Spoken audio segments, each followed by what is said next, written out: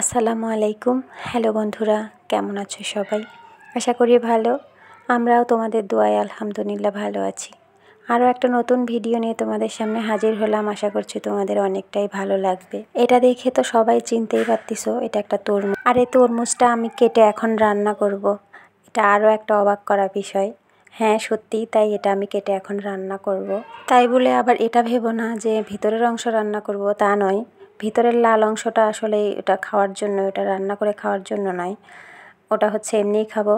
আর যে খোসাটা আছে, এই খোসাটাই আমি রান্না করব। অবাক হওয়ার মতো কিচ্ছু হয়নি। আমি এটা প্রথমবার রান্না করতেছি না, এর আগেও আমি কয়েকবার রান্না করেছি। এটা অনেক ভালো লাগে, একদম চাল কুমড়ার মতো। অনেকেই আবার ভাবতে পারো চাল কুমড়াটা কি? চাল কুমড়া যেটা বলে জালি কুমড়া, পাতি কুমড়া, যে যেভাবেই বলো না কেন, ঠিক সেই রকমই এটা লাগে। আর বিশ্বাস যদি না হয়, সত্যি বলতেছি, একবার রান্না করে খেয়ে দেখো, অসম্ভব ভালো লাগে। অনেকের আবার আমার সম্পর্কে ভিন্ন রকম ধ্যান ধারণা আসতেই পারে, সেটা তাদের ব্যক্তিগত ব্যাপার। আর এটা কি এমন খারাপ জিনিস যে খাওয়া যাবে না? আর এই তরমুজের খোসাটা আমি মাছ দিয়ে খেয়েছি, চিংড়ি মাছের শুটকি দিয়ে ভাজি করে খেয়েছি, শুটকি মাছ দিয়ে মাখায়ে রান্না করে খেয়েছি, অনেক ভালো লাগে। আর এর খোসাটা একটু মোটা হয়, সেই জন্য খোসাটা একটু বেশি করে কেটে ফেলে দিয়ে মাঝের অংশটা, যে সাদা অংশটা আছে, এটা নিতে হবে। ওপর থেকে আমি লাল অংশটাও কেটে ফেলে দিয়েছি। আর এই সবুজ খোসাটা যেটা আছে, সেটা একটু মোটা করে কেটে নিতে হবে, তা না হলে এটা একটু সেদ্ধ হতে দেরি হয়ে যাবে। এই জন্য একটু মোটা করে ফেলে নিতে হবে। তোমরা যদি কখনো রান্না করে খেয়ে দেখো, তাইলে অবশ্যই এটা মোটা করে ফেলে নেবে। আর এই সবুজ অংশটা মোটা করে ফেলার পর এটা পাতলা পাতলা করে কেটে নিতে হবে, যেভাবে আমি নিয়েছি আর কি। যেহেতু একটা তরমুজের অনেকগুলো খোসা হয়ে থাকে, তাই এগুলো মোটা করে ফেলে নিলেও কোনো সমস্যা নেই, অনেকগুলো হয়। আর আমি অল্প কিছু রান্না করেছিলাম, কারণ একদিকে তো রমজান মাস, আর একদিকে খায় মাত্র 2 জন। আর একটা তরকারি তো রান্না হয় না, 2-3টা আইটেম থাকে, এই জন্য সামান্য কিছু করেছিলাম। আর একটা কথা, এটা শুটকি মাছ দিয়েই বেশি ভালো লাগে, কারণ চিংড়ি মাছের শুটকি হোক আর অন্য কোনো মাছের শুটকি হোক, যদি অন্য কোনো মাছের শুটকি হয়, তাইলে হাতে মাখায় দিয়ে রান্না করলে অনেক ভালো লাগে। আর চিংড়ি মাছের শুটকি হলে এটা ভাজি খেতে খুব ভালো লাগে। তো যে কোনো শুটকি দিয়েই খেতে ভালো লাগে এটা। তো আজকে আমি এটা চিংড়ি মাছের শুটকি দিয়েই রান্না করব। আর এগুলো কাটতেছি খুব পাতলা পাতলা করে, যে দেখতেই পাচ্ছ, খুব পাতলা পাতলা করে কাটতেছি।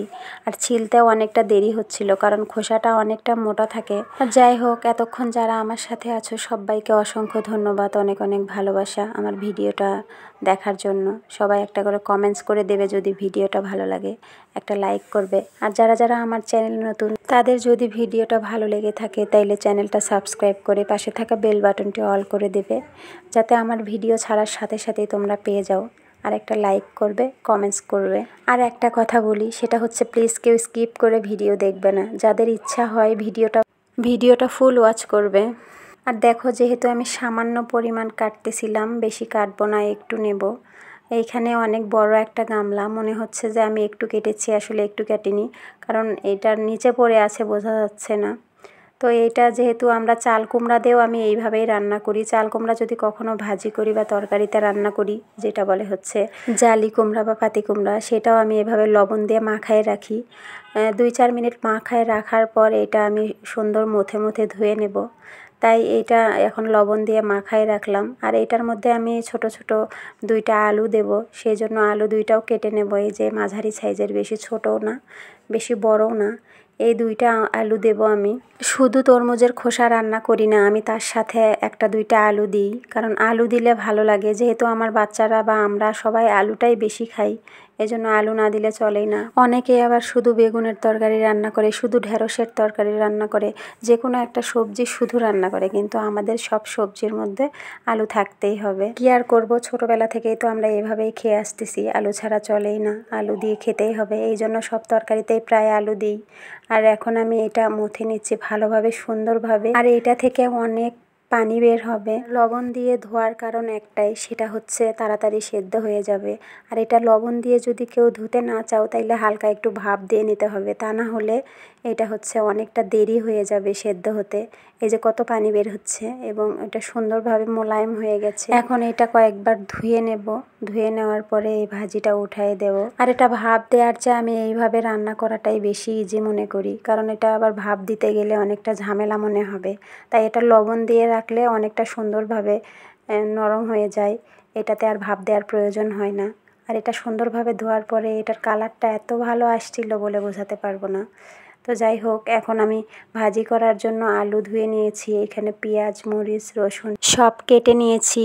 এখন আমি একটু হালকা চিংড়ি মাছ ভেজে নেব। এটা ছোট ছোট চিংড়ি, বড় চিংড়ি দিচ্ছি না, যেহেতু এটা ভাজি ভাজি করব, এই জন্য এটা ছোট ছোট চিংড়ি ছিল, সাগরের চিংড়ি।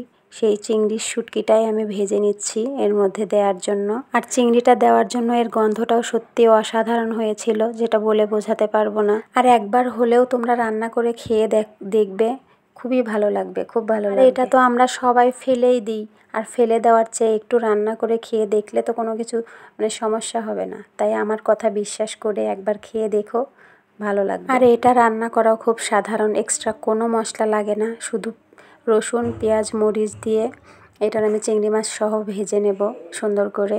ভেজে নেওয়ার পরে তারপর আলু আর তরমুজের খোসাটা দেব। খোসা বলতে তরমুজের সেই কাটা অংশগুলো। যারা যারা শুটকি মাছ পছন্দ করে তাদের জন্য একান্ত এটা ভালো লাগবে, আর যারা যারা পছন্দ করে না তারা অবশ্যই ছোট মাছ দিয়ে খেয়ে দেখবে, ওইটাও রান্না করে খেলে অনেক ভালো লাগবে। আর আমরা ছোট মাছ দিয়ে রান্না করে খেলে অবশ্যই সেটা হাতে মাখায় দিই, এভাবে তেলের উপর দিয়ে নয়, হাতে মাখায় রান্না করি। তো রান্না যেভাবেই হোক, যে দেশের যে খাওয়া, যে দেশের যে নিয়ম, সেভাবেই সে খাবে। যে যেভাবে ছোটোবেলা থেকে খেয়ে আসতেছে সে সেইভাবেই খাবে। সে তো আর নতুন করে কিছু ছাড়তে পারবে না বা ধরতে পারবে না।